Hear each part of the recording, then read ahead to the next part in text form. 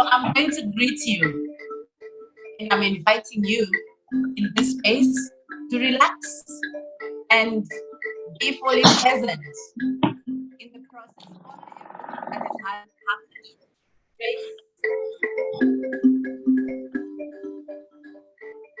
Boroi, makadini, saliwanani, linjani, imacheroni, makwachini, kuriwa ihere. Boroi, makadini, saliwanani, linjani, imacheroni, makwachini, kuriwa ihere. Bonjour. Hello, can we be? Bonjour. Hello, can we be? Oroi, makadini, salibonani, linjani, imacheroni, makwachini, kuriwapi,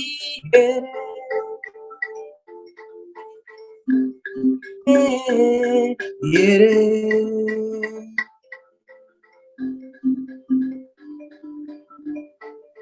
¿Cómo estás? Ni hao, jambo. ¿Cómo estás? Ni hao, habari. Shalom, namaste, konnichiwa.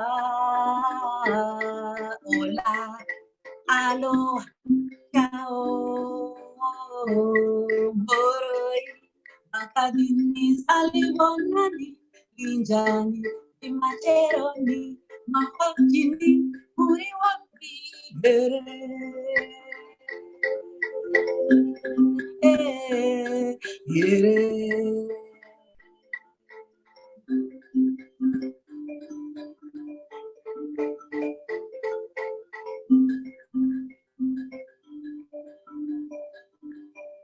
So greetings to you. Thank you, Francisca. Yeah. Welcome, everybody. You're it would welcome. be lovely to see your faces so that we can communicate. Yes. Welcome, everybody. Welcome on this special day of Women's Day. And I'm going to do some reading before I introduce our guest speaker, Francisca Mandeya. Some years back, I was lazily scrolling through Facebook when this article caught my attention. I still do not know who the author is, but one thing I'm sure of is that it is a Kenyan who wrote it. Why do I say that? The language and expressions are Kenyan. And I also do identify this kind of lifestyle among many families in my home country. And this person wrote like this. As I sit here lying in my final resting place, I hear my friends laughing and singing songs that have no tunes. My relatives are still mourning their loss. He died a premature death, just when he was at his prime. That is what everyone said during my eulogy. I gnashed my cold teeth and cringed in anger. Reason? They killed me. My people killed me. Let me tell you about my childhood. I was born in a family of 3 children and was the firstborn.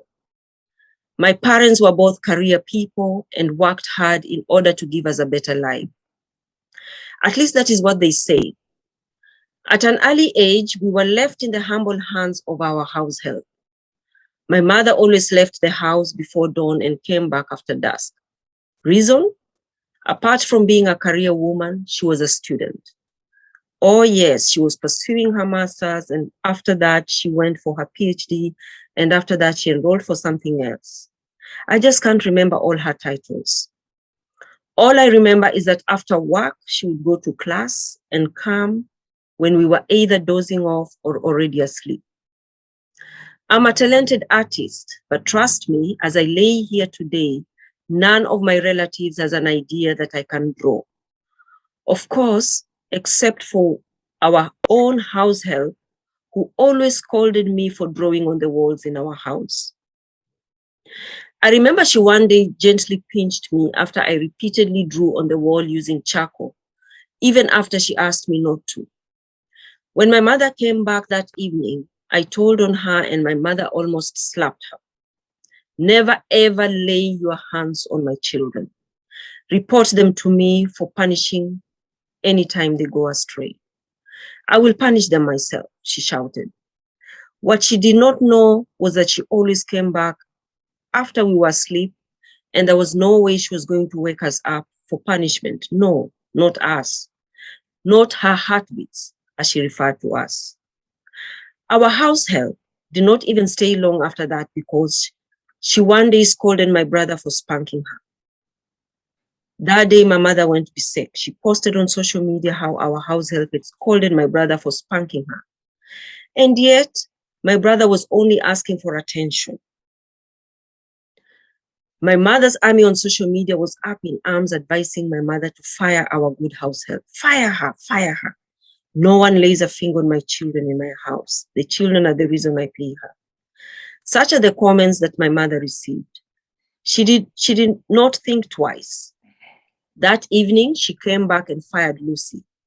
As if that was not enough, she splashed her photos on social media, claiming she was a child batterer and anyone should employ her at their own risk. After Lucy came Jane, came Irene, then Grace, then another Lucy. At some point, we were even checked in at a daycare. My father, on the other hand, was another one. The only time we were with her was on Sundays, when she took us to church and brought us back, and then take us for nyama choma. Once we started going to school, things were not any different. My parents gave our teachers a stern warning never to punish us. Sometimes I would go back home with assignments I knew nothing about because I was a slow student and my mother, my all-time savior, would do it all for me. The next day, I would go to school and my teacher would mark my assignments and grade me so well. Something I did not even understand that I got 90% or 100%. One time I was sleeping in class, not because I was sick, but because I had slept at 2 a.m. the previous night watching TV. After all, my mother had given me the go-ahead as long as I was through with my homework, which she always did anyway. My teacher became concerned and asked why I was sleeping. My answer was, what do I do when sleepy? It automatically landed me into a punishment.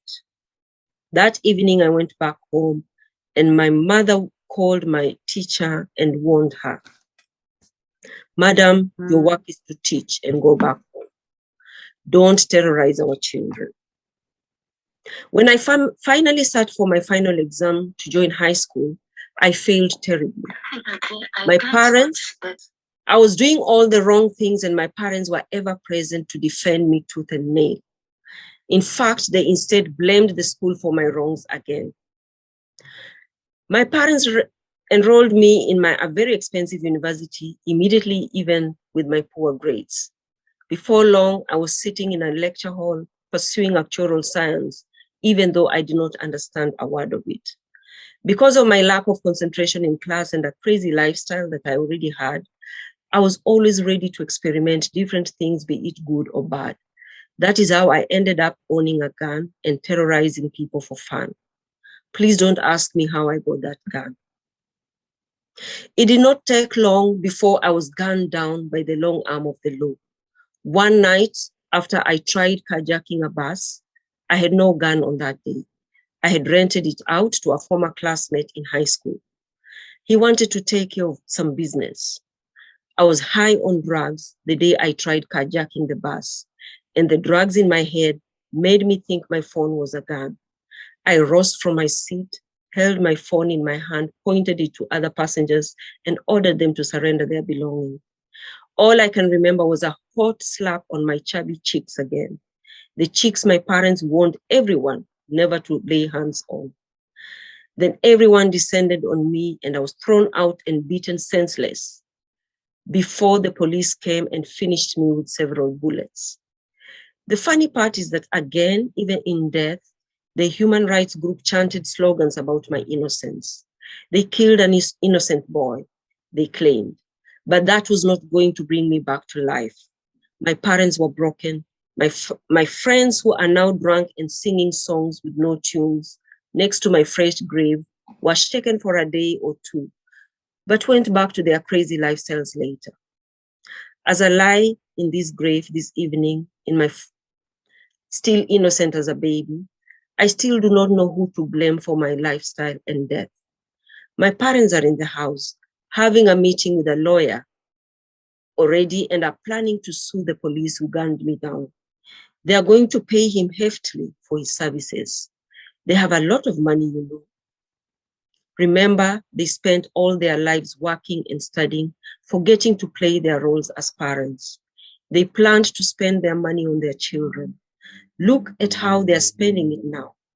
Unfortunately, I'm gone just like that. And in the eyes of the world, I died innocent. Innocent boy, innocent son. Here lies the innocent baby. To continue with that topic, I would like to invite someone special, Francisca Mandeya. Francisca Mandeya is a mother, writer, transformational coach, mentor, fitness trainer, speaker, and mbira player. A native of Zimbabwe now living in Canada. Her first book, Mother, Behold Thy Son, One Woman's Journey to Dismantle Patriarchy and Live a Life of Equality, Love, and Freedom, was published in 2019. She's a certified solution-focused coach with Ericsson International Canada, PQ coach with Positive Intelligence USA, and Connect Zimbabwe qualified systemic family counselor. Francisca is a founder of Mothers United, a global social enterprise bringing mothers together to change the world. She is going to start with playing mbira for us, an instrument that has energy to heal and soothe the soul. Francisca, welcome. The floor is yours. And for the rest, you can always write in the chat. Let us socialize in the chat, and I shall read the questions in the chat if you have any. Once again, we would love to see your beautiful faces. Francisca? Thank you, and happy International Women's Day, and to all the men who are here celebrating with us. Thank you for being with us today. So I had already greeted you with Moroi, but I'm gonna play, I don't know what's gonna come now, just randomly, because I was asked to play mbira and I love it.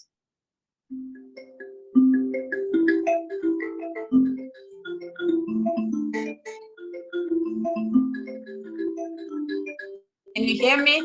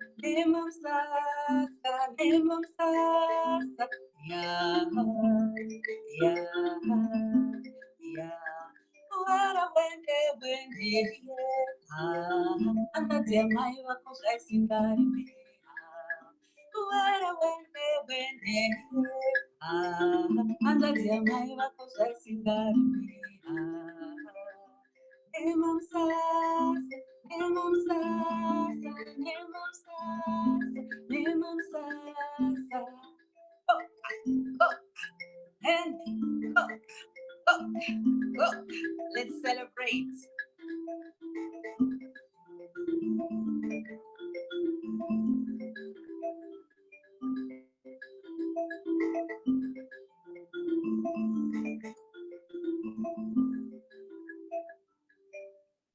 So this song, actually, I hope I do justice to translate it. Thank yes, you, but can you show us the mbira, please? The mbira. This is the mbira. Yeah, mbira. This is the nyunga nyunga. It's kind of the modern one. This is battered. I've had it for the past 7 years since I came from Zimbabwe. And thank God that it's still in tune because it's mighty cold here. But I've managed to preserve a bit of its quality. It's not the best, but that's what I can do from here. So the song that I played for you is called Nema Msasa. It's a traditional one. It was played by our ancestors. So it is actually telling a person that if you do not wake up and go and prepare the land to till the land and to provide for your family, you will die of poverty. Something like that. I think loosely it translates to that. So it speaks about hard work, waking up in the morning to do what you need to do for you to get a livelihood. So thinking of that story about the parents and how they let the child just sleep.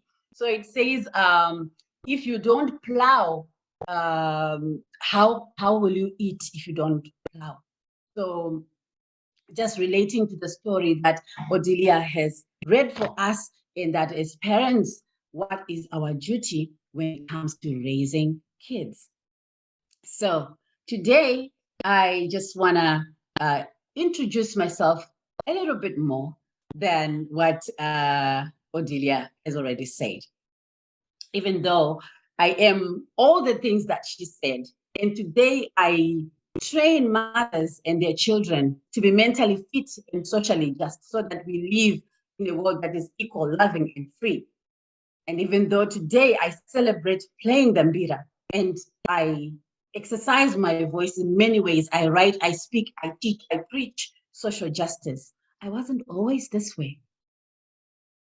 I was that little girl who was born girl number 3 in a succession of girls. And my mother named me Naisiwe. No, that's a question. There was pain. They were expecting a boy. Society was expecting a boy, but alas comes a girl number 3. So I was born into the energy of you are not enough.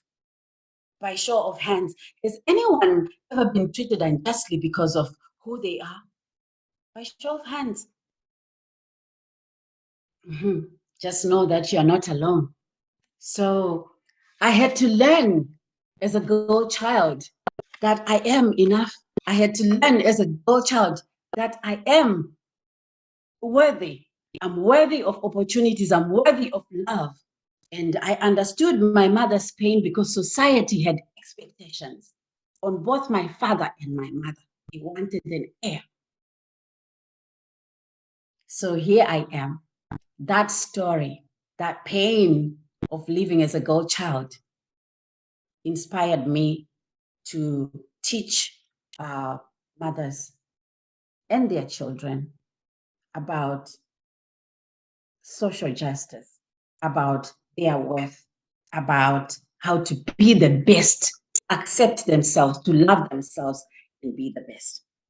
I want to go back a bit in history. When I was in grade 3, I was 9 years old. I grew up in Wedza, Zimbabwe, Mashonaland Central, in a rural area. My parents were business people. So one of the things that I used to do at break time was go to the store and buy Coca-Cola and some biscuits for my teacher. So one of the boys in my class hated me.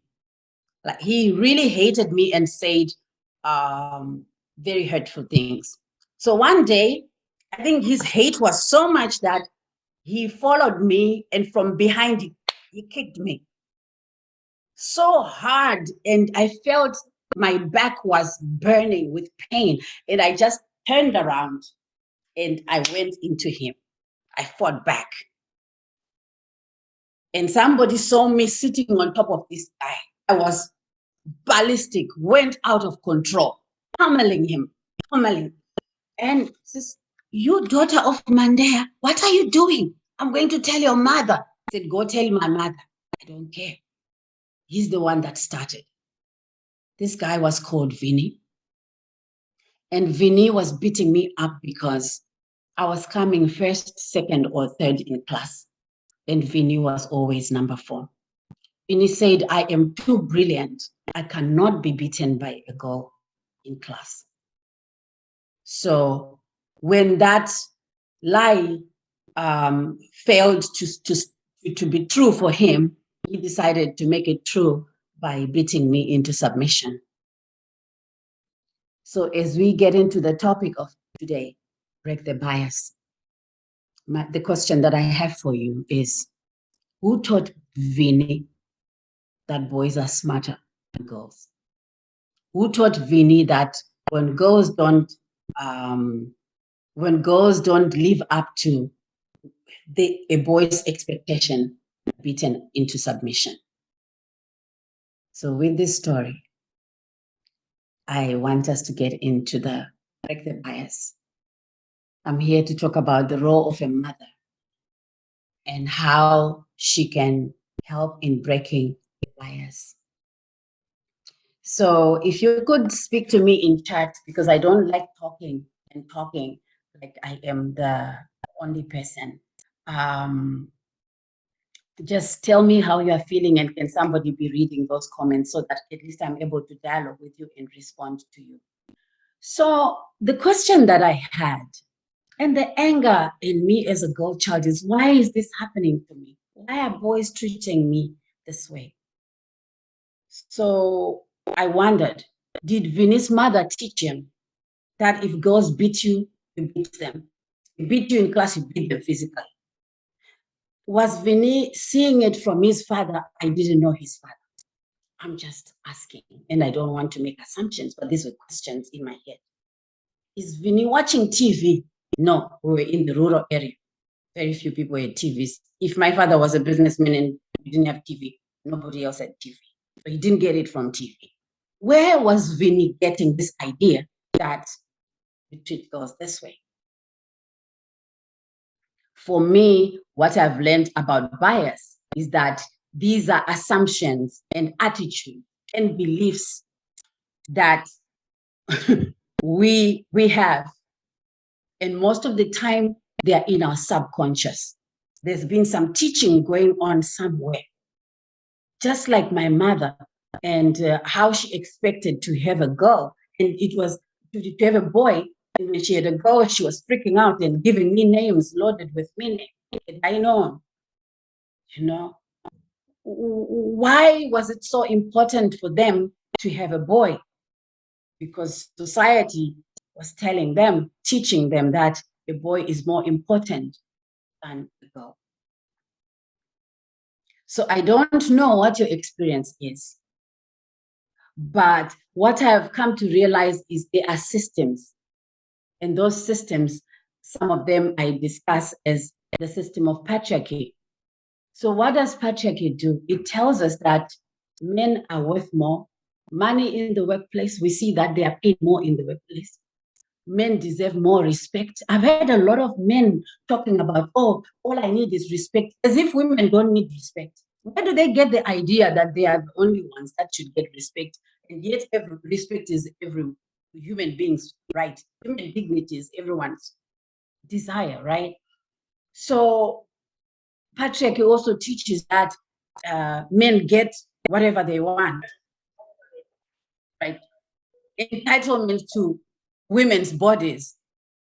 I got touched and molested by guys in high school. And when I went to the school authorities to report what had gone on, guess what answer I made? Boys will be boys. What does that mean? The principal was male. He was a priest. We were in a high school setting full of boys and a few girls. And we had a hard time body shaming as teenagers. These boys saying whatever they wanted until I decided, no, I've had it. I'm going to the school authorities. And the answer I got, boys will be boys. So they are boys and it's okay to touch. Girls will get over it. That's what boys do. Where does bias come? For me, I located it in the system that allows boys and men to have and to get and to be entitled and tell girls that they are worthless and pay them less and treat them like lesser beings. I don't blame it on anybody. This is why I wrote the book, Mother, Behold Thy Son. Having noticed how our society is organized and how it teaches us, even as women, we have biases, and I'm coming to that. We are not free of those biases, right? The fact that a woman wants a son and they are a woman, they can't even see that they are being biased.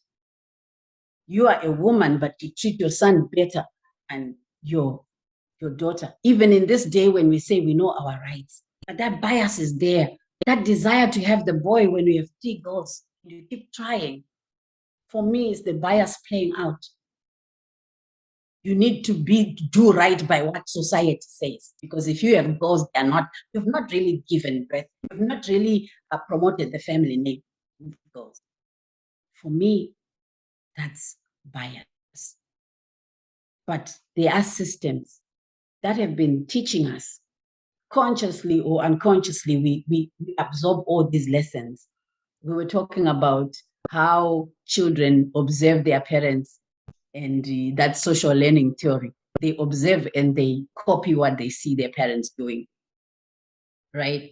So without knowing, when a father is beating up a woman or a mother in the home, the boy is being taught that this is how you treat women, right? On one hand. But if I break my bias as a woman, I don't want that single narrative.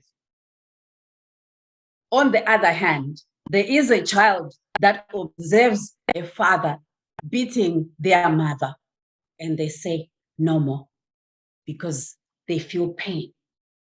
So they don't become like the father.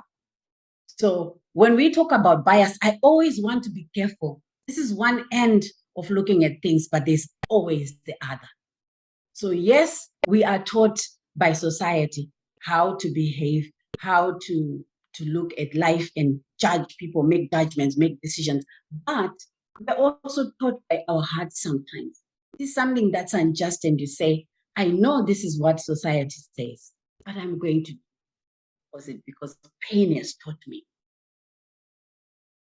Am I communicating? I would like to hear what other people are saying, so that we are able to have a Yes, I can already see a very important question from Flo. May I ask you, what role does the dowry play in this? Does the dowry contribute to this? Okay, so I will talk about my experience, right? And I hope I'll be able to do justice to it. At 50, which is 2 years ago, I got married traditionally. I'm not yet married legally because of COVID. We can't go back to Africa. But here is how it played out. The dowry, how we do it back in Zimbabwe, in my family, we don't charge as much as other ethnic groups charge. We just believe that it should be something that cements the relationship between the two families. I wanted to make sure that that tradition, family tradition, is upheld.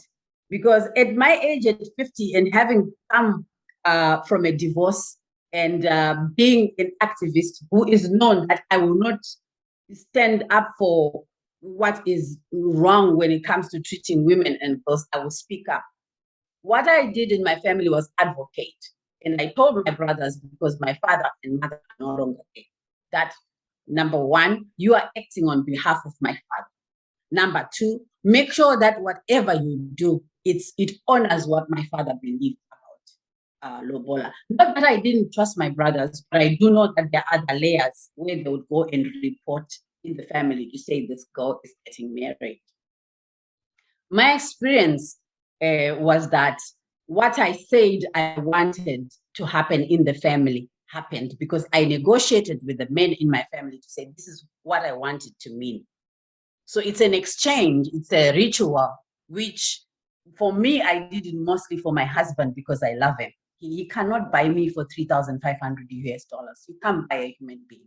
So I don't know those who place weight on the dowry, that now that they paid, they have power. How much is a human being? But I do know that in the gender dynamics, in the power inside the home, that plays a part. That some men think that they own the woman because they have paid the dowry. I was hoping that that spirit. Maybe, Francisca, can you explain the symbolism of dowry in the African society? Because I can see another question here, but if it serves as a cement, why should the female family receive any cement? This is what the West don't understand about dowry. They believe it is buying of the lady, and that's why the lady is abused. Yeah. So I will safely tell you that I am very empowered, and I've got a husband that is empowered, that supports me in anything that I do. He's the very same husband that paid that dowry to my family. For us, it's our pride. It's what we do when people get married, because that's what our ancestors have always done. What came in was the allow me to say colonizer with respect, because that's what it is the money economy that came with the colonizer. And so the value changed because people were now beginning to put a dollar sign. Before, it was just a whole symbolic that the in-law would give to the family where he was getting married. And there were various types of marriage, by the way. But dowry in itself was a way of cementing the relationship. And there are other deeper explanations. I may not really be well versed, but I do know that is this generation, we said we want to preserve that part that speaks to uniting families and making sure that relationships run smoothly. When you bring the money factor now, that's where the fight began. Because how do you tell somebody who's in the rural area that a bride is worth 10,000 US dollars in Zimbabwe, where we all know there are challenges with currency? So the assigning of value to a ritual that was done before without much monetary value is what is the problem. And how people have been bought and moved away from our values of Ubuntu to the money economy, which is very individualistic and profit-seeking. That is my experience. We were discussing this. How do we liberate ourselves without like giving up our rights? So that debate is always been there, and it's very valid. And I thank the person that has asked. I hope that I have addressed that. It is different in each and every family. In my family, we negotiate with our brothers and we tell them what we want. And now we are even negotiating gender relations to say, yes, I know I was girl number 3 and born and told that I'm not important, but you, my brother, I'm telling you, we are equal. And you will have certain functions as a man, but that doesn't mean I'm lesser. I'm a lesser human being. If anyone has read my book, Mother Behold Thy Son, chapter 4, they will notice the gender dynamics. I talked about them in my family, between me and my brother, the one that was named the peacemaker after I was born because he was the heir. But how have we managed those relations? Because our parents are not there. That brother is the one that received that money, but he received it with a special instruction to say, you are representing my father. Just you are my little brother. Let's just get that clear. I am honoring this because this is what we do as a people. And I'm not, that is not in any way an indication of my value. And my husband, I told him, I asked him why he wanted to do it. And he told me, and I respected that. Not commercial. It's really just that cementing relations in my experience.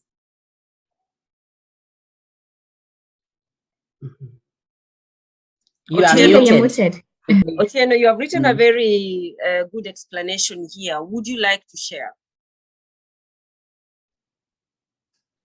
Yes, thanks for the guest who has spoken. You started with music, and that was very nice to draw our attention or invokes the right spirit to address this subject, especially when we talk about Africa. Africa is a very sensitive subject Doesn't mean it is exceptional, but Africa is always explained.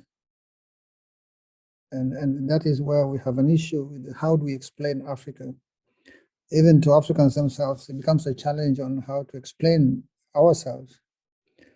And remember, identity issues and values of who we are and so on are all challenged by many, many factors, both historical and contemporary. And some continue, and they continue to be reproduced. And that's why I'm asking in one of my notes there to question, to understand, go back to the language. When we discuss these issues in English, the meanings become very different. If you ask, and are called sub-nations, I don't want to use those words we always call tribes, because that doesn't exist. It is someone else using that to describe another person. Then let me talk about sub-nations. When they existed in their own specific spaces where they were before the artificial borders were put in place after 1850. How people organize and function within those spaces was shaped by many other things. And even the interactions that took place between people in those spaces is very interesting if you really go deep and apply a different lens to look at it.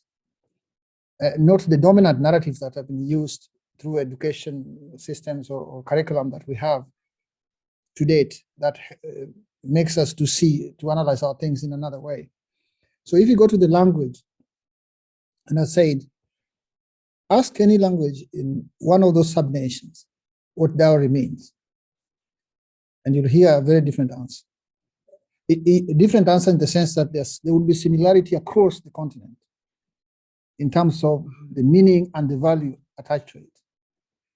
But if you use another language to describe it, and even it's been written a lot about it, when we talk about the position of women and so on, even people within Africa itself start to talk very strangely about it.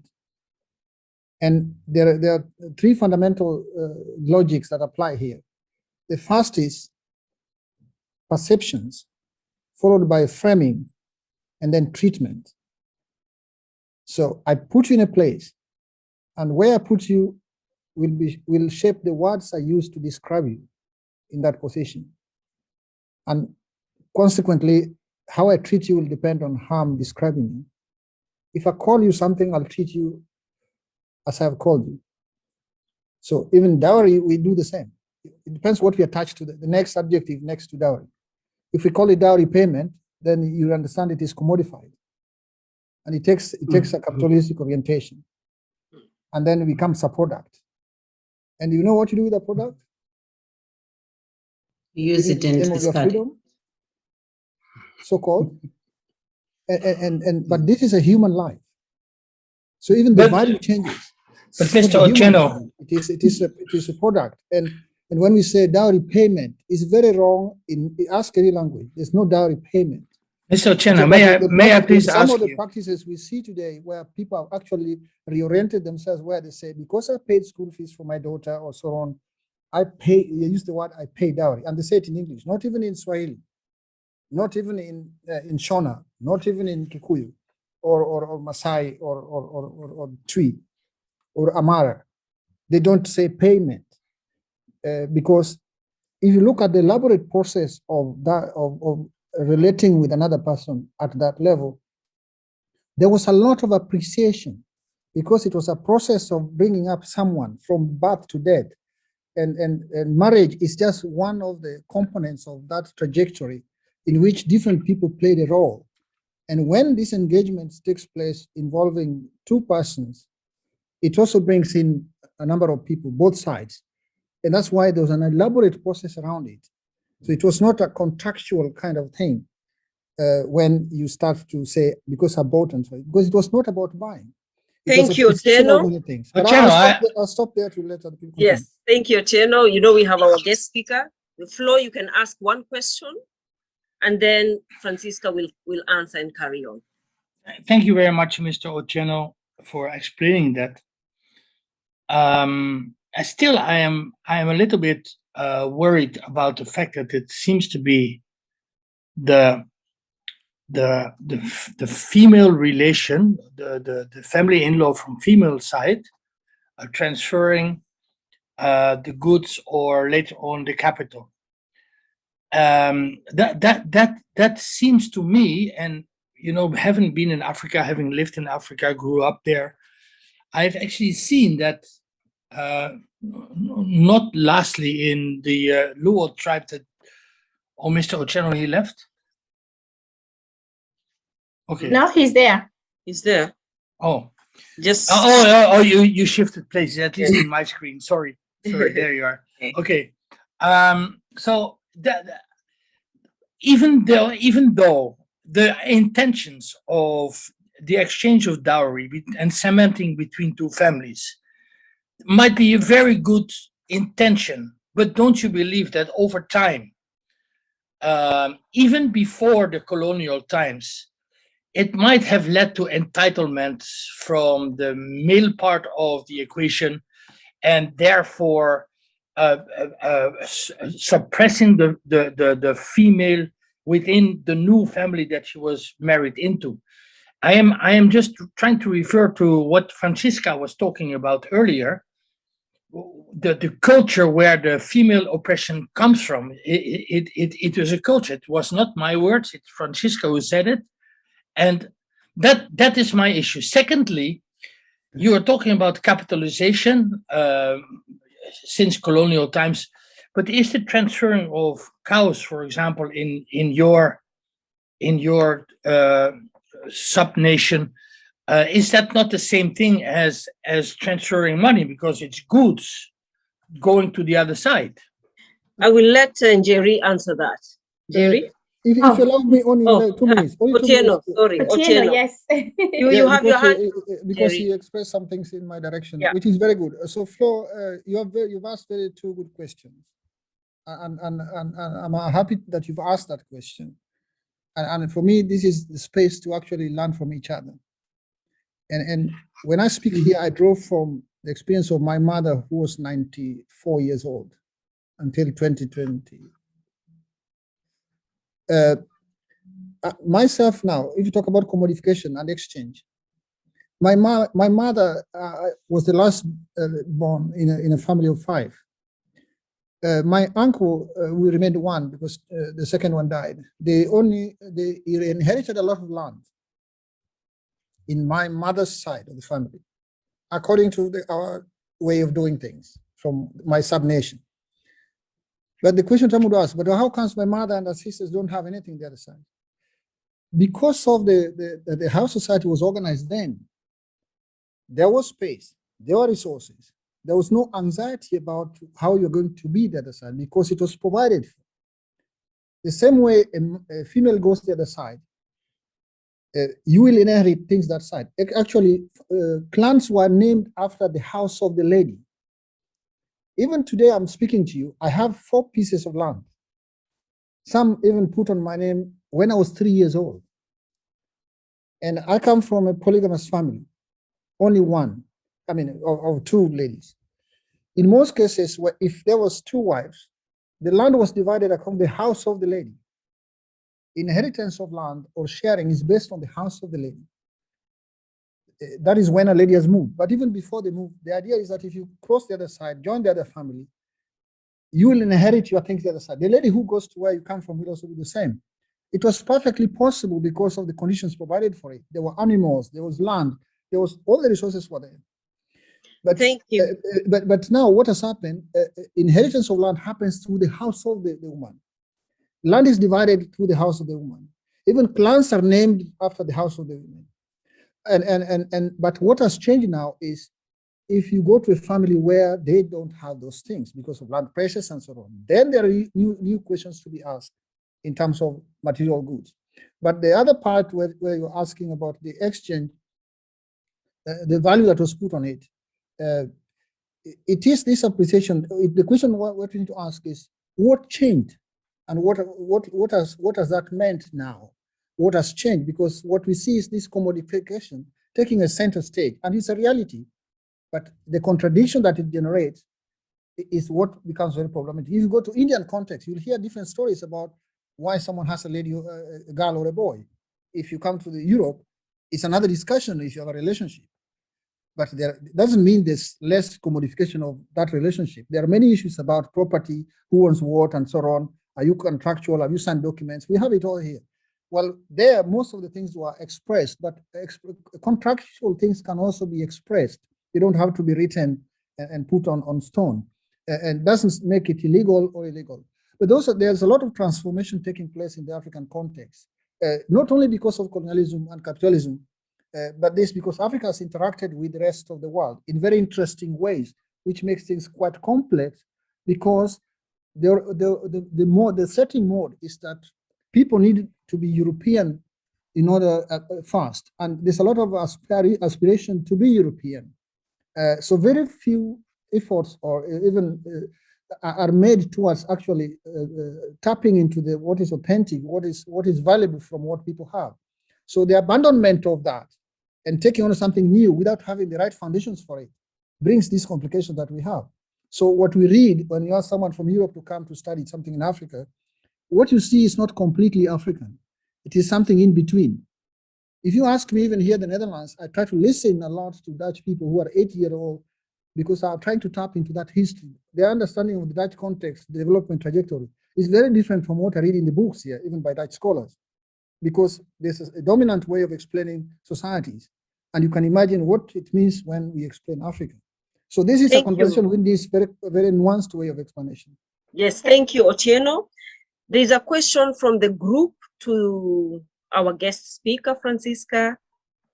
And this is from Lisbeth Perotti, all the way from Suriname. My question is if the speaker also has experiences where a group of women who abuse men, because we frequently speak of women abuse and not man abuse. And also a question to Otieno about his experience with women in societies who are also abusing men. So Francisca, Otieno is a political scientist, so yes. So the question, let the guest answer. Let the guest answer first. Thank you. I just want to read from Mother Behold Thy Son. Yes, Mother Behold Thy Son is really sharing my experience about Lobola. There's a whole chapter, because I was like, why am I laboring over explaining this? Chapter 13 says respecting marriage traditions while working for gender equality. So for me already, there was that, like, how do we respect African marriage traditions while working for gender equality? Because definitely that power dynamic, as Flo is expressing, is real. I will talk about, just to be clear, that there's no one narrative, there's no one single narrative. There are many of them, depending on which type of marriage. In my culture, not that it happened in my family, but there are girls that got married off because the family was hungry. So that was not symbolic of a consensual marriage. That's another way of getting married. So I just want to make sure that this truth is told and we are not running away with one narrative. There was oppression of little girls that got married to older men because the family was hungry and they needed to let someone go so that they would survive. In Shona, we call it kuzarira. Like, I give birth to a child today and I already give them to a rich old man. That happened. So, and that had nothing to do with the colonizer. I just want to acknowledge that part of our history and the evolving of gender relations, that it's complex. And when I speak here, I don't want to come across as an expert, but I will speak of my experiences. As we speak, we still have little girls in Zimbabwe getting married off in certain religious sects, and they are getting pregnant at 14, and the men don't see anything wrong with that. I also want to acknowledge that while we're talking about marriage, there are various ways in which these marriages or so-called marriages have happened. We even have a campaign that we called Not Ripe for Marriage, because young girls are being forced into relationships by men who should be taking a protective role and nurturing these children to be all they can be. So I just wanted to share that. and then read from here. My family is not alone in this cultural bind. While we are deliberating the Lobola issue, my sister Julie, a church youth advisor, was holding dialogue sessions with youth. The young men shared that demands for Lobola scare them away from marriage. The fathers are all about money for their daughters. They failed to see that our country is in economic distress, they vented. Meanwhile, the young women insisted that they would not go for free. There was no one engaging in meaningful male-female dialogue. There were only those imposing conditions that subject relationships immense stress. Is that love? So this is what we are getting. As a result, Lobola is the dowry process. We call it Lobora or Lorora ama Lobolo. So these were the young men complaining that the fathers are charging too much their girls. So like Otieno has said, I would like to acknowledge that it has changed, but there are certain things that are still there. The male-female power, the dynamics, and even in certain marriages where there is one husband and many wives, if you ask the wives, did they like it? They had no choice. They lived with a lot of pain. They could not speak as women. So I just want to put it on the table that there's a lot. I think women's stories are better told than them. If you ask them, how did you feel when you were in this setting, or how do you feel? Then we get to know what is really going on, because sometimes the narratives are romanticized. I have not met anybody, any child, who was in a polygamous setting and said they liked it, of all my acquaintances. And yet, when people are trying to justify or romanticize our culture, they'll say, oh, this was good. For me, personally, I don't know anybody like that. I know a lot of pain that has been kept quiet about. So I just wanted also to put it out there that, yes, we are a complex people, but I think if people are benefiting, if a certain gender is benefiting from what is going on, let's be conscious of the bias. Who is deciding? Who is benefiting? And could there be bias in the way we look at things and say they are good or bad? How do we judge? So I just want to go back into the issue of bias. Who benefits? Who decides? Then how you answer that might inform you in terms of when they say this is good for women or this is good for men, what lens are they wearing? So in terms of the question that, what's her name? Elizabeth. Are there women who abuse men? Yes, they are. Statistics show that disproportionately it's women that are abused more, but that doesn't mean women don't abuse men. When I was writing Mother Behold Thy Son, I was scared that my son is being raised by a woman in a home that is full of women. And how to be a man according to my culture, you will not have that experience because I am a woman. And so I was afraid that my son obviously has a lot of feminine tendencies that he picked from me, his mom, because I was the present parent. So my fear was, how will my son fare with women of today who are empowered, who say they know their rights? How is he going to jump with these women? Because some of them have really become scary for me.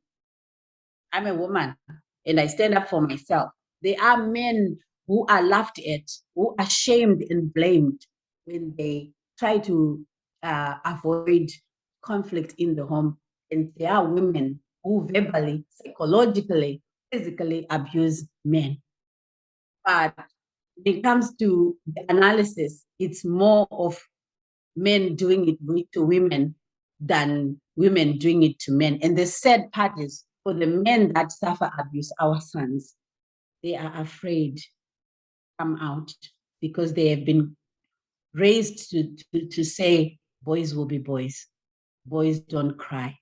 Us, the mothers, tell our boys that I don't want you to be beaten in school. I don't want you to be beaten by a girl. I don't want you to do this. And so they have this masculine identity, which we have imposed on them because of our system. That is my understanding. Someone might have a different view altogether, but just to confirm that, yes, maybe I abuse as well. Am I conscious of that bias? Do I put identities on a men or masculine identities on or about men on my husband, and somehow make him feel like he's not enough because I have expectations of him to be a provider according to what society says, even in this day and age where unemployment might be real for men? So those are the questions that are coming to mind. I have no script. I'm just responding and talking based on what people are saying. Otieno, you might be having a perspective on some of the things that I say, and I want us to feel safe to be able to speak our minds and our hearts. And I thank you, everyone, for allowing me to speak. And I think now I would like to give someone who has a question or who wants to speak. I think I've said enough for now. I'd like to first read what Lisbeth has written and then ask my own question. Lisbeth says, when we bring up our daughters with the knowledge and support to study, to work for their financial income, the situation will change gradually and we will get a more balanced relationship.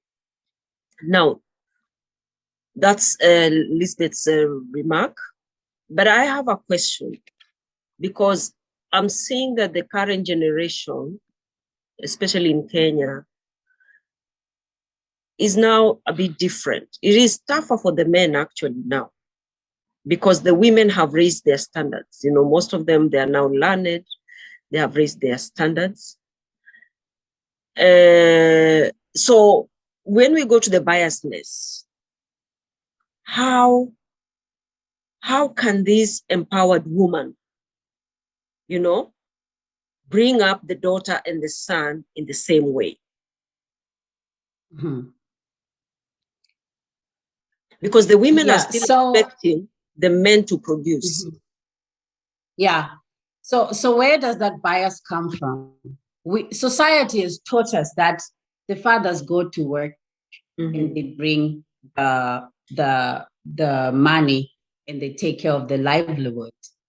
In our brain, without even thinking about it, and even us women who say we are liberated. I watched a movie of a woman who was going to work. She had money, she had everything, but she was really abusing the husband because the husband got fired from a job. And she couldn't take it. Like, how you're supposed to bring the money, but she has money. We're talking that we want to be liberated, but we are not okay with bringing the money to look after the guy if he has no job.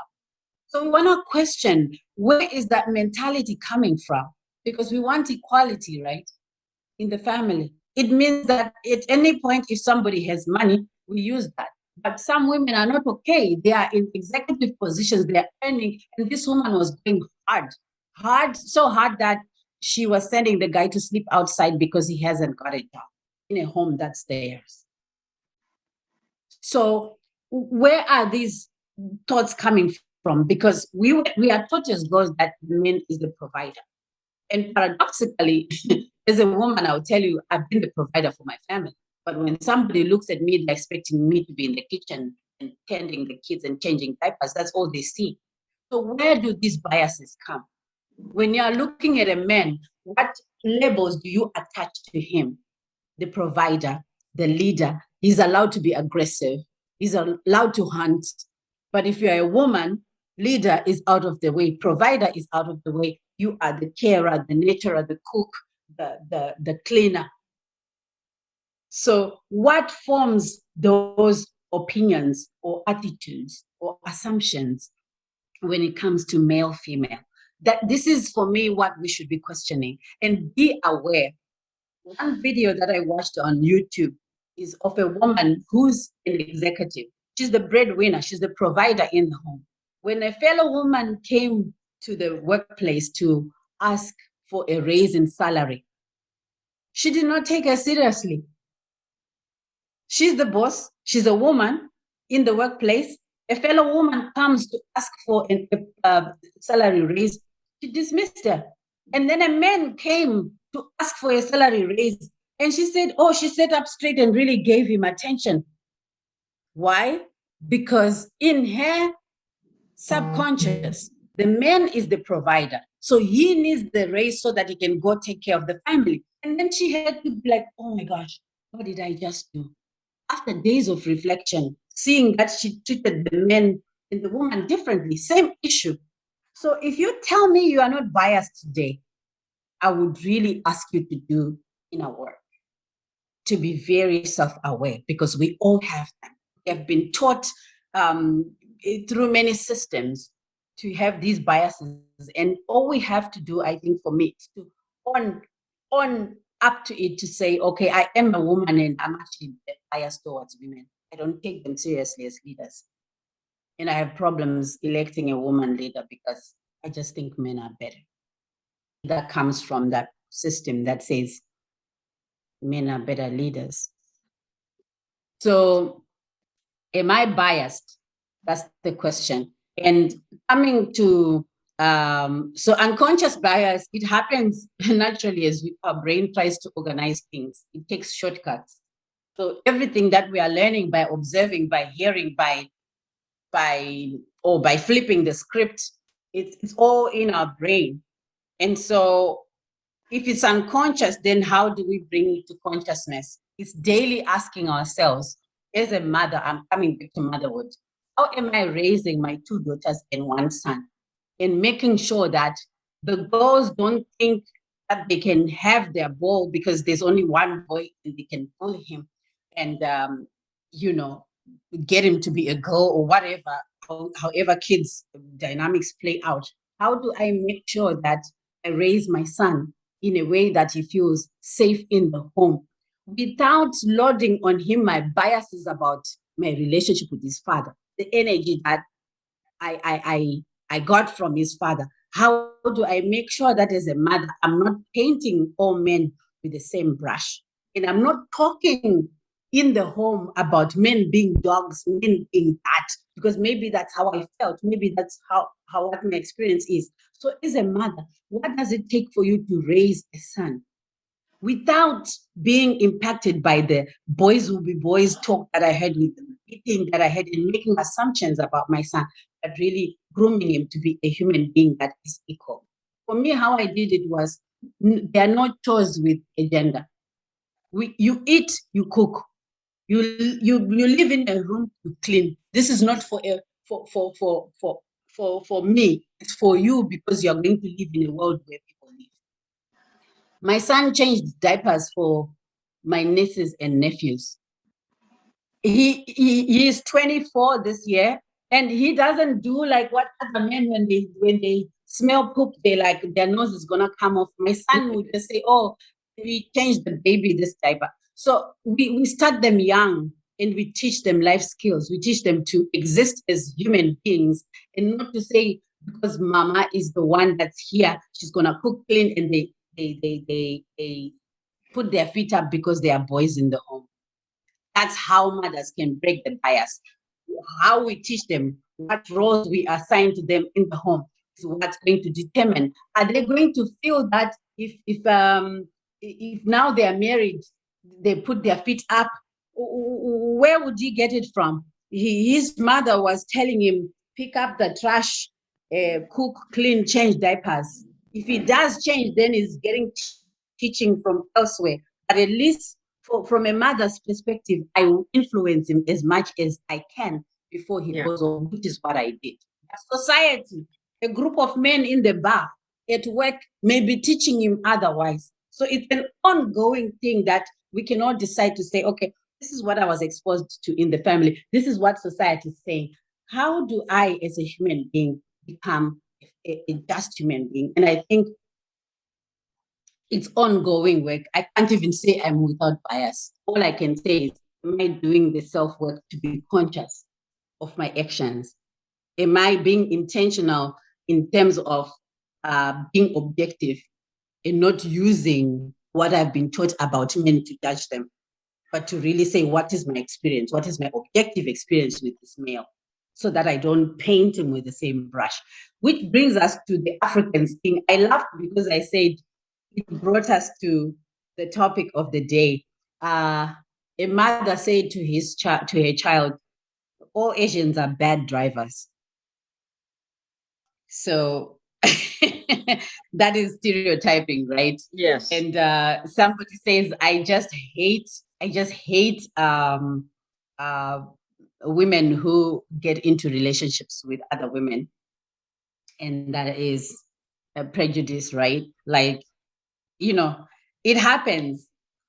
We all have biases, but when we begin to act on our biases, let's say that woman comes into the workplace and then we don't give them a job because of who they are, then that is discrimination. So our biases are okay. Coronavirus, it started where it started, right? And then the unconscious biases that we have, that we have been taught by society, they rear their ugly head when a problem comes up.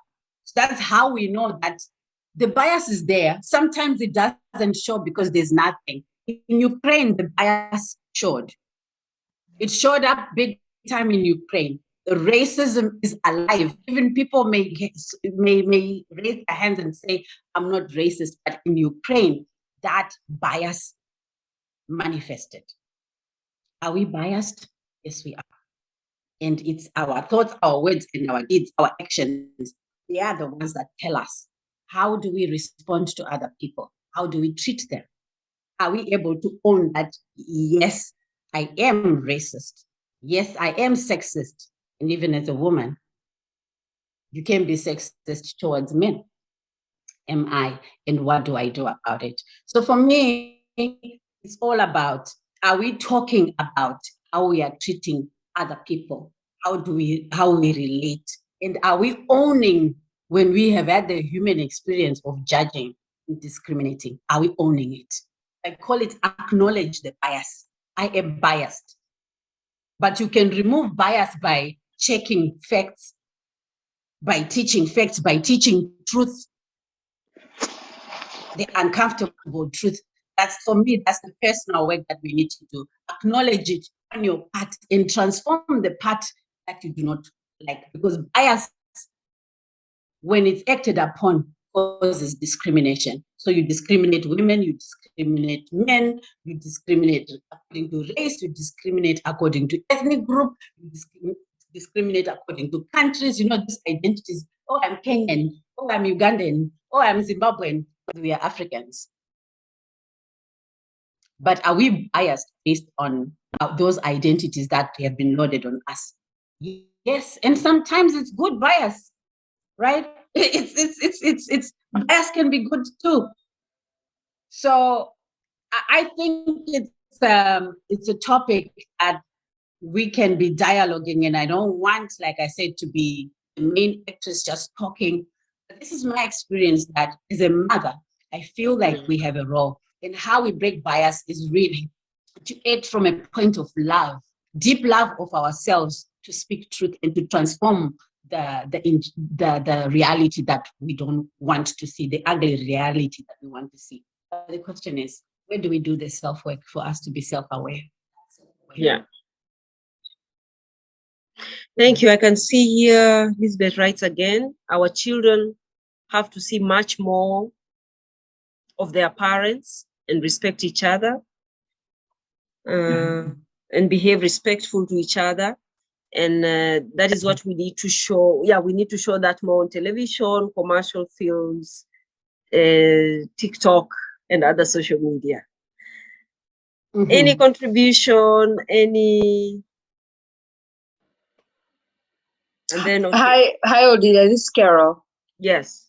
Hi. I think I said something about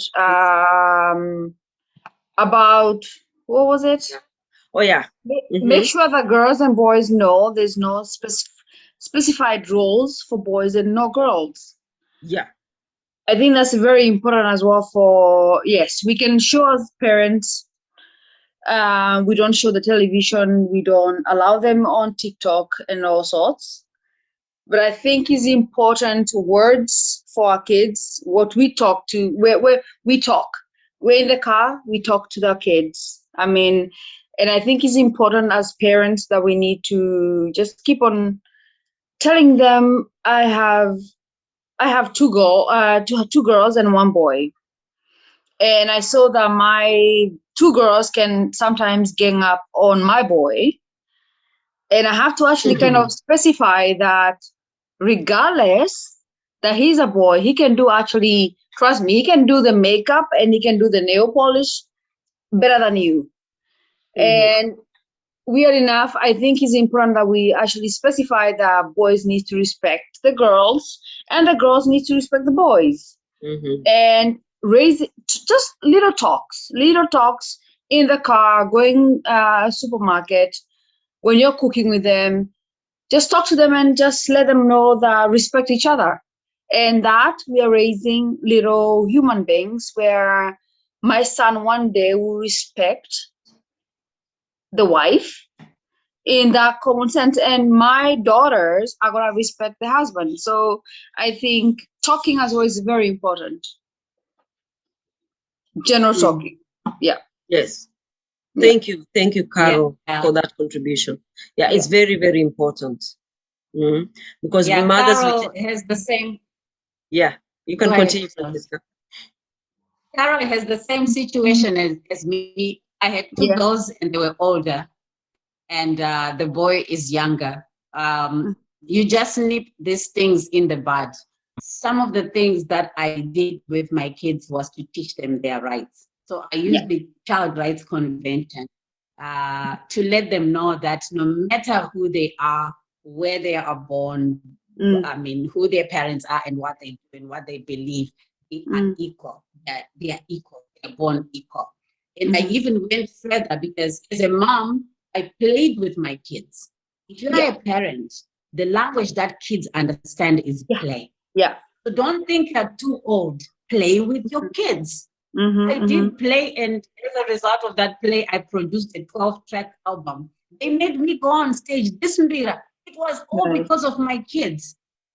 Are we willing to do what we call a one down and be a kid with them and allow them to teach you and say sorry to them? Can we do that as parents? Are we always right as parents? No, we're not. So can you say sorry when you've said hurtful things to your child? Yes, you should. But a lot of us African parents are like, I'm the boss here. This is my house. What I say goes. And as we do that, we are teaching our children how to treat their partners. Exactly. Yeah. Totally agree. What I found interesting, I saw it in my village, is that there was a family of 5 boys. The father was not engaged in the lives of these boys. So the mother shouldered all the burden. The mother paid the fees. The mother, worked to pay them for them, to buy food and clothes. And the boys could see how their mother was being abused. But what is interesting is that most of the boys are doing what the father was doing to their mother. Exactly. So and yet when they were growing up, yes, they really vowed, oh, I don't want to treat my wife like this. But now most of the boys are doing it. So where does that's when I said, as a counselor, as a systemic family counselor, what I learned about scripts, we call them family scripts, right? You either look at what father is doing to mother and you copy it. It just depends on a human being. I don't know, I can't explain why, but I know there are 2 things involved. You either look at father, how he's treating mother and copy it, or you look at father and how he's treating mother and it pains you to the extent that you say never again. So you correct the script. It's called replication of the script and correction of the script. If I tell you that I know how that happens, I would lie. But that's how human beings will respond. So sometimes you can even teach a child to be good according to your values and to do all the things that you think are good, but they will turn out to be somebody totally different. So yes, it's important to lay the foundation. And if we lay the foundation enough, even if those boys are doing it, they remember what they were taught. So there's something that happened in their lives that's making them do what they said they wouldn't do. And maybe it's part of their journey. Something will knock back some sense into their heads, and they might. But that's just how it's explained. So for me, with that knowledge that kids can go either way, as a mom, do as much as you can while they are young to bring that awareness and to teach them love, to teach them rights. That's the frame that they're going to have. I like what Otieno has said. He said something about framing, who defines what in life. I can't read the full message because I'm trying to talk as well. Let me see. But what I had also prepared was, what are the systems involved that give us the framing of our thoughts? So I talked about patriarchy, that is a system, a societal system. But there's also even politics. Why do people so loyally belong to political parties, even they know the leaders are not doing good? They still stick by them. And why do African women especially stick to a prophet who is lying to them, and they will go touch not the anointed? You know, the prophet is known for busy abusing people, but you see the women, hallelujah, Jesus. And you're like, what's informing their frame of mind? So it's the systems, the church, the culture, the politics, all those, they they inform how we respond. And most of the time, if you want to check if you have bias, you don't have facts. You're acting on emotion, very strong emotional conviction, but you have no facts. That's how you can check whether you're biased. So there are so many systems that inform our frame of thinking. And so Otieno was like, who defines beauty? Right? Mhm. I saw that Yes. one in the Yes, it's message. written. So it depends on the framing. It depends on the framing. And so the bias is that lighter skinned women like Njeri, if you put Njeri there in Zimbabwe, let me tell you what And happens me. in Zimbabwe. You put They Njeri choose there, Njeri. and me and Odilia, we are the darkies, right? And they will tell you, this one is a yellow bone. They even have a darling name. She's the yellow bone. And then if you're dark, you're like, if you're lucky, they'll call you black beauty, but they'll go for the yellow bone face. So what informs their thinking or their framing of beauty? And also that the thinner girls are beautiful, but in my country, it's not like that. They like their women curvy. So they'll tell you the slim one is not their frame of beauty when it comes to African women. And those are generalizations. Okay, each human being has their preferences, but we do have these influences that shape how we perceive things. So thank you, Otieno, for bringing that. And I think maybe you can give him a chance to speak. Yes, I don't Otieno. want to dominate. Otieno, you can summarize all that you have written here. Please. I mean, I've been listening, and it's quite interesting. I just hope we have more time for many people, but also even Flo to speak. Yes. We are in Europe, and we're in the Netherlands, for example, and yeah, we see things, we've read things, we hear things. He knows something from his grandparents, things we cannot read. And that's where we need to learn from, what he knows from his history. This country has transformed over time. And as I said, we talk about problems of gender relations in Africa. What about here? Wild men are there everywhere.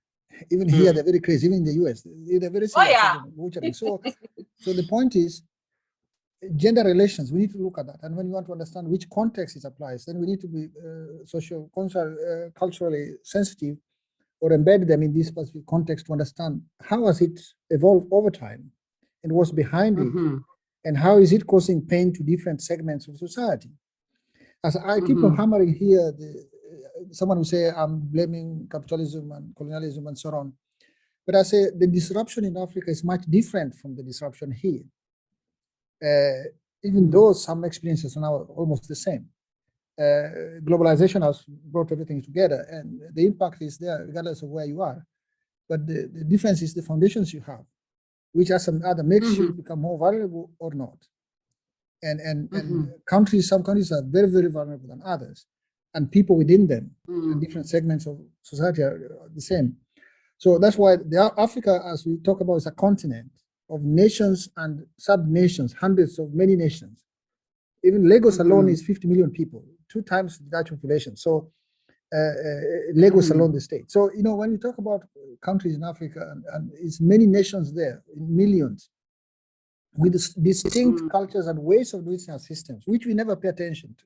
We say Nigeria without paying attention to that concrete diversity, which is very real, living side by side with this model that we have. This contradiction, or it's a reality, it's a contradiction which is a reality in the sense that what we call African is not completely African, and it's not Western. There's something in between them. And that's how we need to understand Africa. And it keeps on even getting more complex because most people are shifting towards what is supposed to be. That is beauty, being modern, being civilized, being anything, development. What is that development? So it takes a number of dimensions, cultural and many others. And you see people aspiring until bleaching the skin, doing many things. But the opposite is only when the other side is being appropriated or exploited. And we hammer that through our curriculum and many other things, the media and so on. Even our own people in vulnerable situations like students crossing over from Ukraine to Poland, you see how whether some people consider them to be people to be considered or not. You know, these things are very deep. But the question is, what informs that? It's not only between people looking different, even within the same group. Actually, if you read a book by Otieno Ongayo, it's a French political scientist talking about racism, actually you can find race within the same so-called race, same group. I mean, how we exploit our differences or what we want to call differences. A Dutch person from the north, one part of the Netherlands might treat another one from the south there can be still some little stereotypes, about, which doesn't make a big difference because the structure of government here has made it possible for a distribution of some things. And actually from this, I use an example of this country very much because they call this country not our land. In Africa, we are taught to call our countries our land and commit to defend it and so on. But here they call it our lands. Not one land, several lands in one. And actually they function like that. That's why they look at the whole total equally, regardless of who is in power. They're relatively homogeneous, but still they have distinctions here, which are historical. And that foundation is very important for understanding when you come to solving different issues within society, especially aspects that give people possibilities. Because the possibility question, when you disrupt the way society is organized, then vulnerabilities emerge. But then if there's no safety nets, which we used to have before the disruptions, and different roles that people play, now we have a new system here, which works for them because there are safety nets for it also. But even within this, we have vulnerabilities here. So you can imagine where people have copied the model here without the foundations, and then you expect them to play same roles. If a lady gave birth in one nation I know, do you know what care the person gets, even from the men? It was serious care that the lady is there really to be who she is, because that role she plays is very, very valued. Today, you go to same nation in some places, what you might study will be completely something you think, is it really what it is? But the question is, something has happened that even the safety nets, you don't need to buy them. There is an orientation, a mental orientation. But also the case of survival in families, for example, how to earn a living alone becomes an issue when crops are not there. You don't have land even to till.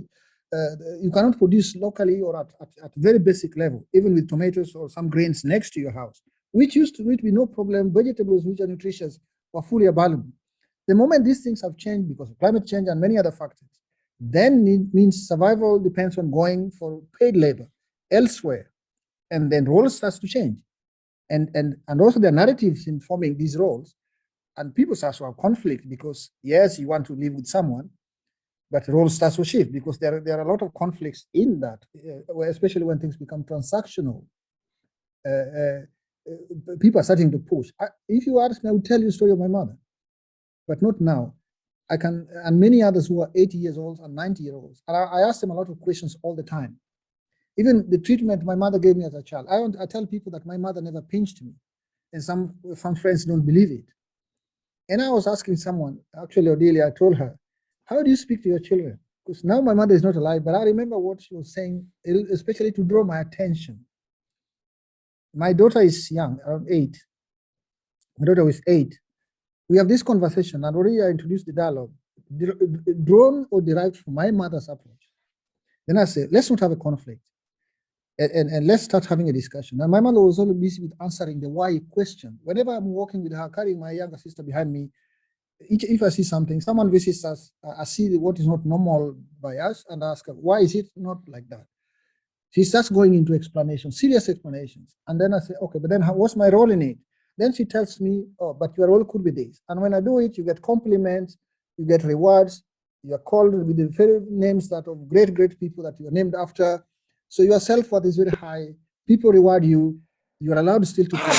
So the minimizes conflict. So you ask, at what point did caning of children came into being in Africa? It is because violence was introduced at some level. I don't mean people are not violent in Africa, no.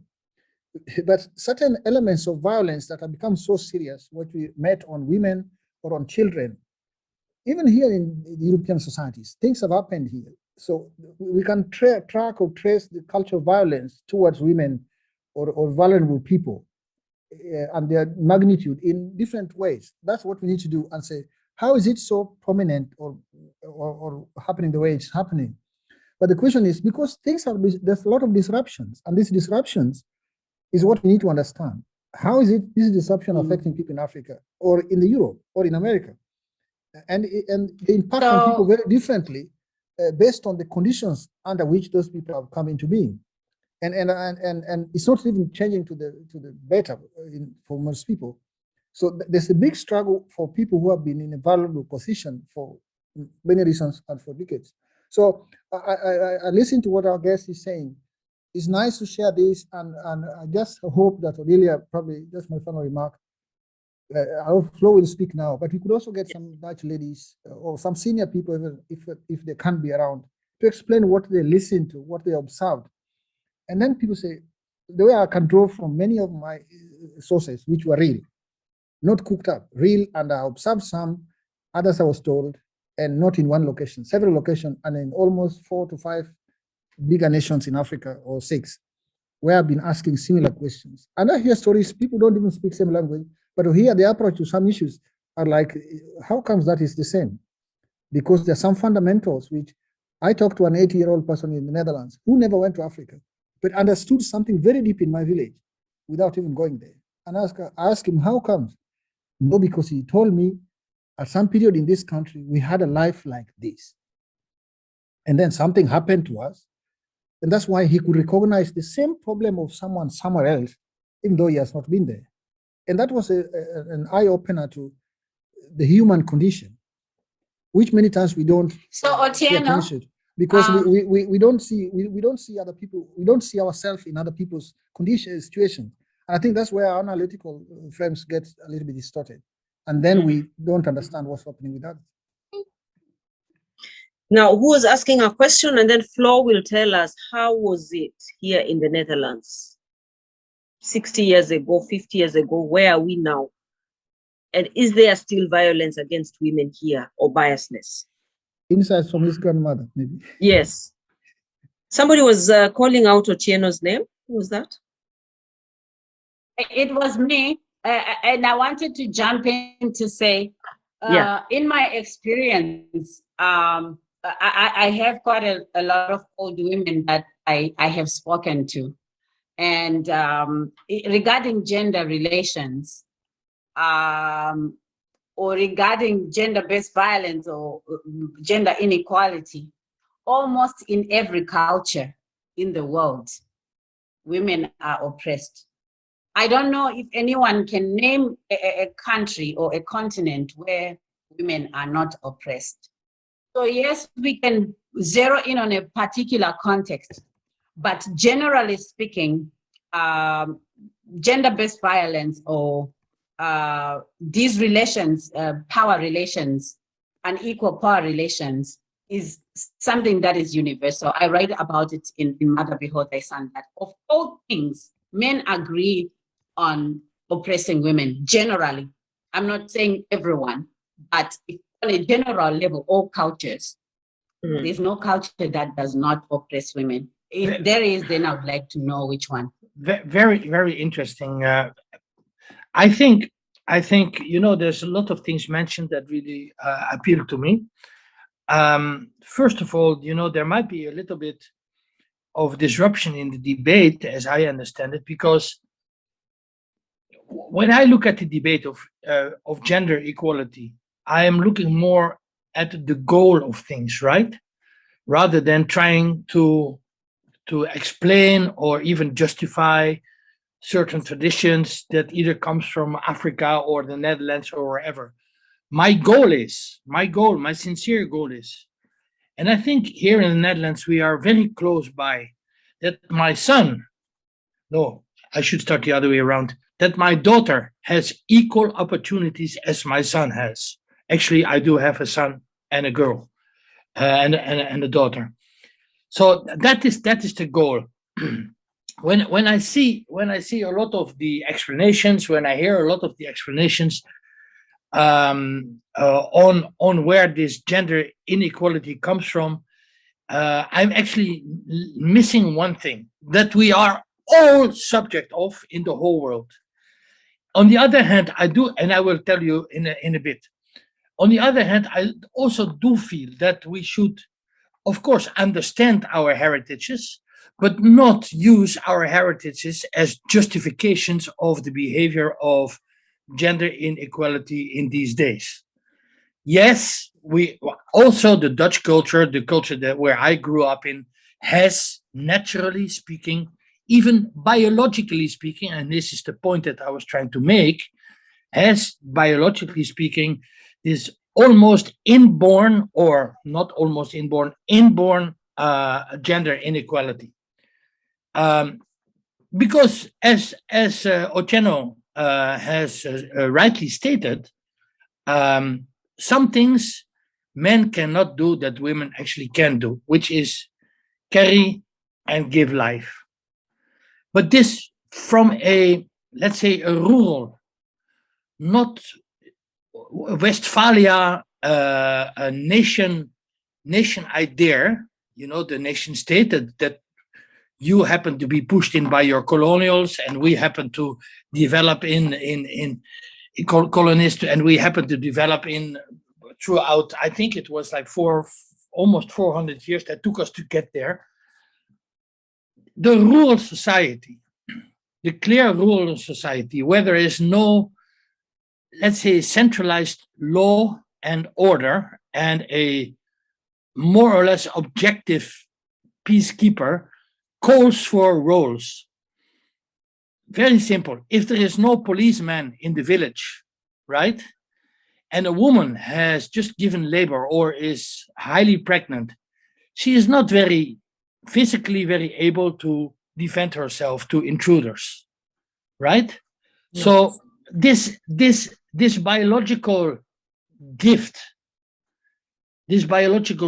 actually forces women to be depending on the physical protection of man.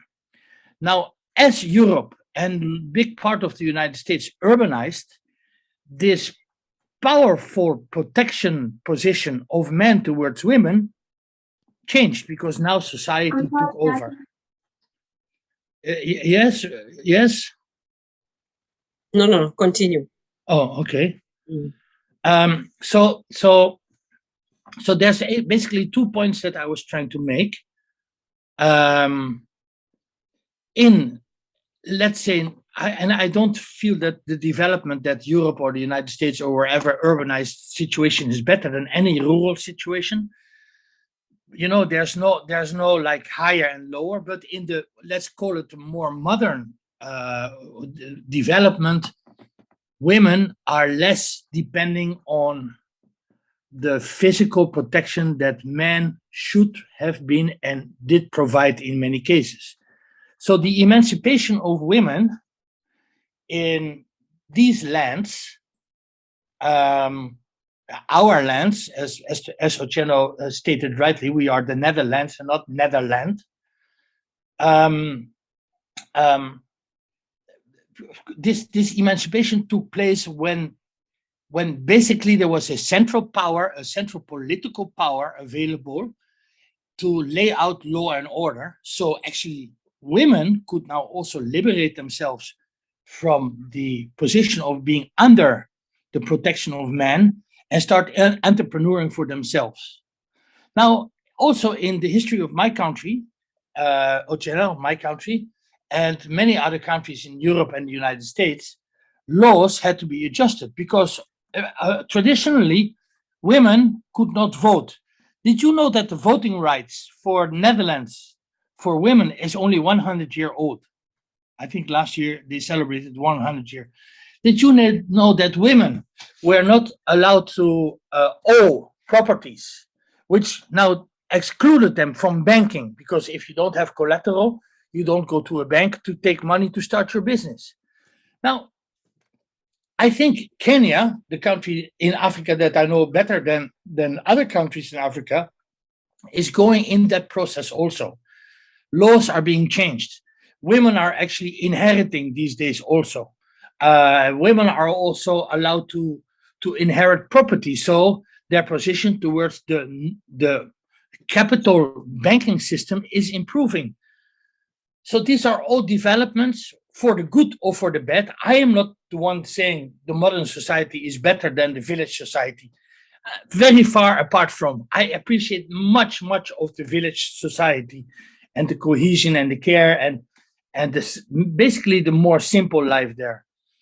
But that is not the train that we're all on. We are all on what I always call the dollar train, and the dollar train calls for equality. Now, it's good to understand where this inequality comes from, but I think we should never use our heritage as a justification of not moving ahead and liberating women from the suppressed situation that they have been in.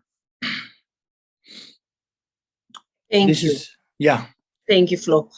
Odile, Can I please say something? Otieno, Njeri wants to say something. Okay, sorry. Yes, please. Now I have the veto. Go ahead, sorry. Thank you. Sorry, I kind of feel a little bit lost by someone who is very much into Africana womanism, and I try to understand even this definition of woman, the Flo that gave, which is very general, because when you're talking about women, the Black women are considered not women, and all the benefits that came with being a woman, they were not they were not given to Black women, and also at the same time, there were times in Africa where women ruled, right? There were times in Africa where women had the power. So in a way, of talking of women as if they have always been these victims and not really had a voice and not have their own agency, it disturbs me a little bit, because then, we're talking about this issue from a very Eurocentric perspective, in terms of, viewing, the whole issue in a very, in a very white perspective of, understanding what does womanhood mean, what kind of roles do women have, and we're equating this world happening in Europe. Women owned property and had were actually the custodian of the lands, even in the African continent. Before my problem is whenever I indulge in this kind of discussion, people will always see me as the Muzungu trying to attack Africa. And yes, of course, Njeri, you're right. Especially in Kikuyu culture, women had a very special position. But when we're looking at the general picture, you just cut a Black woman off speaking. Well, this is just a lively debate. I will shut up. Yeah. No. Let her finish. Let her finish. And we have a few minutes, and then we close. And then you can continue. I just say that it's very difficult speaking about this topic, and then not really putting women, or not talking about African women also in their own agencies, and how they've been able to change things, and how they've been able to do things. When we look at this topic from a very Eurocentric perspective, then this is the outcome that comes out. When you say this is happening there, and here women were allowed to vote. Kikuyu alone, my name says I am the matriarch of the Sierra clan. Professor Ngugi has written about the perfect nine of the power that women had, and how even in other cultures, in other African cultures, women had power. So I always find it very disturbing, especially on a day like this, when we should be celebrating, celebrating women and celebrating what women have been able to give, not only as caregivers and not only, as mothers, but also as human beings, them in their own utu. Which I think is very important. I think this is what Francisca has been trying to say the whole time, our utu, and how we also should be able to, look at our own biases and work on our own biases, which also means that we're also having a voice and having an agency, in one or the other. So, Flo, I kind of found that, and I'm not talking about because you're a Mzungu. I've lived out of the African continent for such a long time that you cannot even say that I am whatever you want to construct me as. But I just think that when it comes to, this contrasting, between what is happening in Europe, or what has happened to Europe, and what has happened to Africa, we should always also remember the history that told another narrative and another story of Black women. I'm just a historian, so I thought that would be important just to say, because otherwise I have the feeling that it's exactly, looking at the social cultural context of both history for exactly what is happening now. And even going to the case where Odilia was talking about, women who are having power, and how they're treating men. If we take over white feminism, it teaches you to hate our Black men, and not to have respect towards our Black children, our Black male children. And we only want to empower, the Black child according to the white gaze, or according to whiteness. And then what happens, to these male children when they grow up, and we can see, for instance, in the Kenya, when it comes to rape culture, how it's being talked about, So just my 2 cents, I think. And then I keep quiet. Veronica, you haven't spoken. Do you have anything to share? No, you're following, you're enjoying? Okay, Joanne, I see you're there. Maybe she's sleeping. Francisca.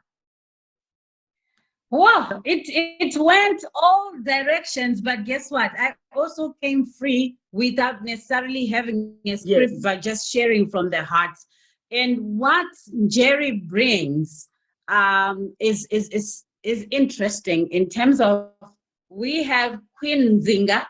I have in Africa, she's known about.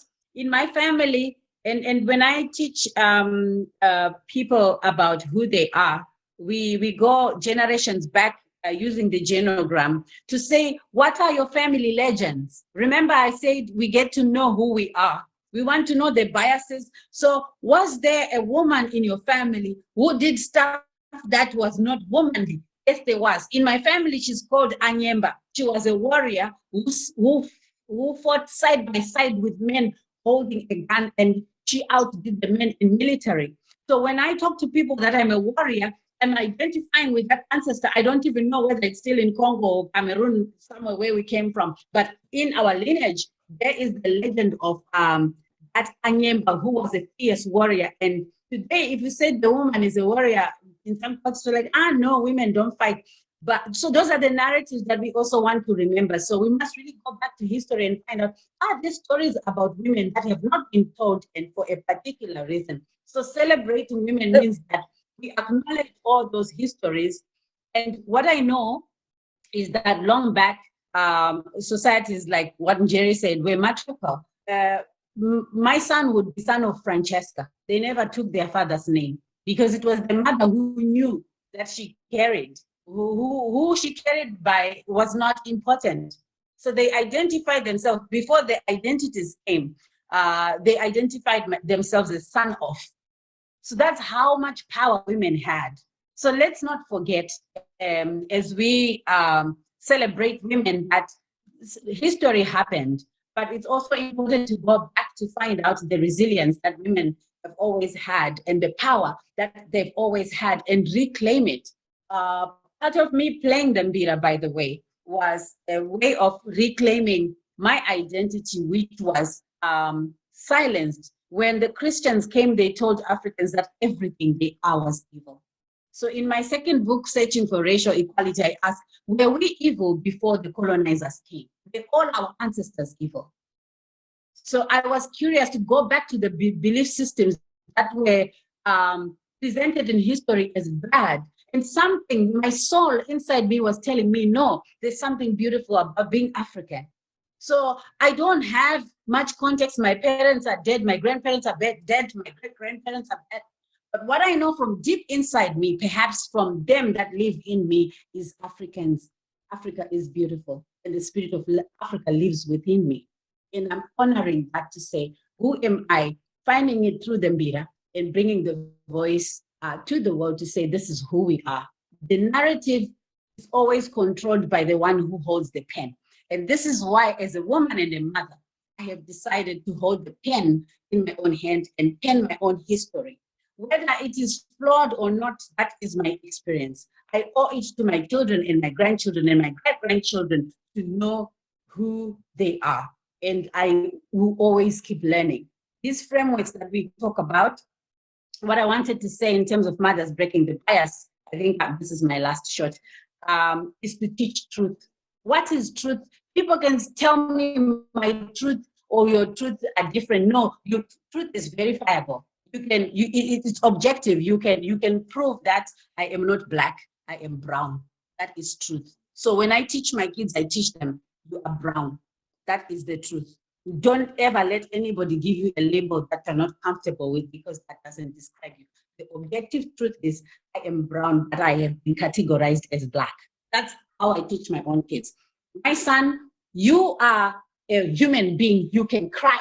Cry, son. It's allowed to cry because you feel. Don't mask it. That's your truth. You are in pain. Cry. Right? Be vulnerable. Seek help. Lift your hand and say, I'm not okay. That's how we break the biases. The bias that men are strong. No, men are suffering. They're afraid to speak. How do we break the biases, mothers? Let's talk to our sons to open their hearts, to be genuine, to be vulnerable, to say, I don't know. Not always knowing everything. You don't have to know everything. That's how we break the bias, right? Yes. Teach critical thinking. I like Otieno, he's a political scientist, he has all these frameworks. Sometimes I run away from them. Teach critical thinking. There's always two sides to a story. If you want objectivity, there's always two sides to a story. Someone was talking about the war, and I said, you know what? I don't want to be drawn in, and I choose intentionally because I'm positively intelligent. I'm not getting drawn in between Russia and Ukraine. I stand with the mothers who don't want their sons to be fighting a war right now. I stand for peace. I stand for principle. I stand for humanity that is sensitive enough to see a human being in another, no matter where they are, and say, I have empathy for you. I love you unconditionally. And come to a point where we come to use love as opposed to fear and say, what is our common aspiration? For me, that is breaking the bias. We break the bias by using love, by saying, I am wrong today. I spoke to you in a very bad way. Can you forgive me? Vulnerable. I don't have to. Thank you, Francisca. Thank you. Ooh. What happened? Yeah. Yes. Just a moment. Yeah. Thank you, Francisca. Are you going to close with Mbira? Please. So I will tell you why I love this instrument, and I may not play as nicely because I haven't played this song for a long time. But what I can tell you is going back to my culture. going back to who I am, which I don't completely know, by the way. But I do know that my ancestors were beautiful, and what they produced, which was deemed evil, is beautiful and it heals. There was a time when I was about to take my own life in 2014, because emotionally I'd reached a stage where my heart was shattered into a million pieces and I wanted to go. I wanted to kill myself. What I did then was to go back to who I am. Who am I? Is this worth dying for? No, nobody's worth dying for. And as I processed that experience, it's the Mbira that saved me. And I created this song. It's called Mbira Zangu. What can save me from going down the rabbit hole and having suicide ideation? It was Mbira that brought me back. And it has sustained me. I've never entertained suicide thoughts from that time. So this song is called Mbira Zangu, my Mbira. When I am happy, I play Mbira. When I'm sad, I play Mbira. When I'm angry, I play Mbira. When I'm grieving, I play Mbira. So bring my Mbira so that the tears may dry, so that I may be happier, so that the anger may go. This is how I come back to center.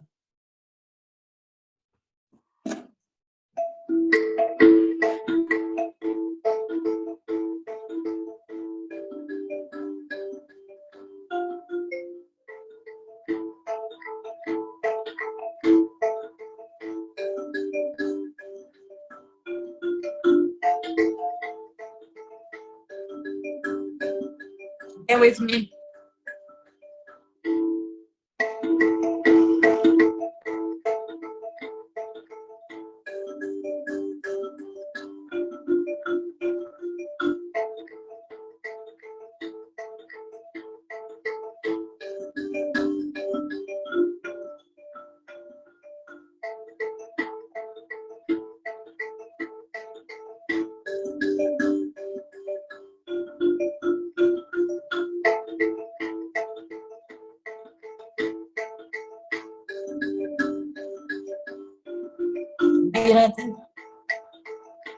Dadikani, Girazino Rapa, Ichopadi, Girazino Rapa Kanini, Dadikani, Girazino Rapa, Ichopadi, Pandino Farando, Zambira, Pandino Ratuando, Zambira, Pandino Tamando, Zambira, Pandino Sua, Pandino Far.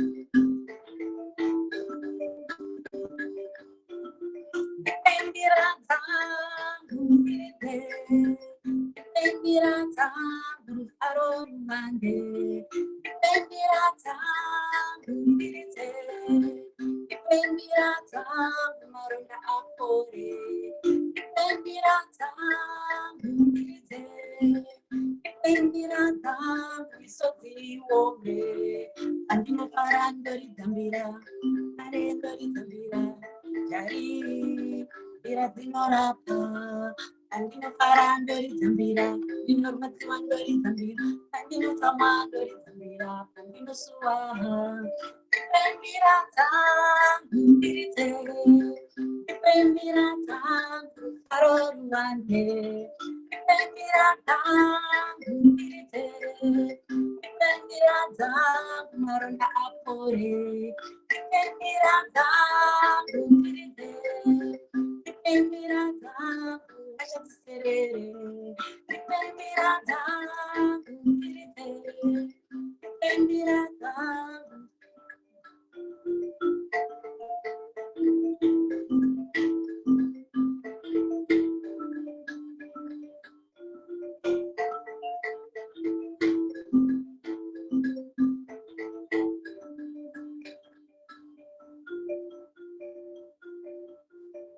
It was imperfect today, but you got what came from the spirit. And I thank you. I really thank you. Thank you so much, Francisca. Thank you, thank you, thank you. Thank you, everybody who tuned in. I hope that you will leave with something. You will get an idea on how to handle your children, even though they are grown-ups. I think everybody here is a parent. Thank you. Yeah. Thank you, everybody. Thank you for having me. I hope it was worth it, and happy International Women's Day.